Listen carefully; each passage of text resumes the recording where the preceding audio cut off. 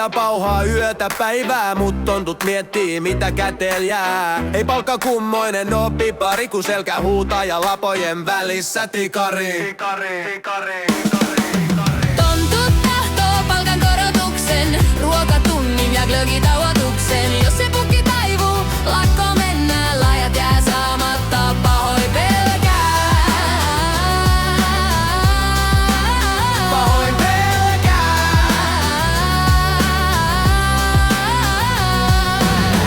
Pukki sanoo, nyt ei oo varaa, kaikin keinoin toiveita vastaan haraa.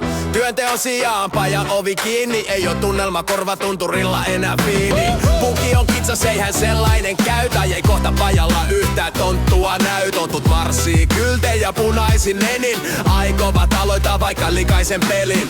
Petteri huutaa hakekaa Jorma Reini, on riita hirveä kuin ois vastassa teini.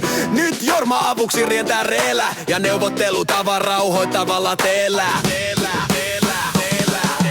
Tontut tahtoo palkan korotuksen, ruokatunnin ja glögitauotuksen. Jos ei pukki taivuu, lakko mennään, lahjat jää saamatta, pahoin pelkää.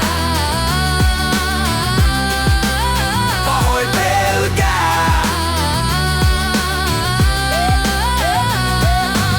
Lopulta Jorma lyö pöytään ehdotuksen vahvan, tarjoaa riitapukareille sovinnon kahvan. On sopimus yhteinen kompromissi, kohta pyörii paja ja tavarahissi.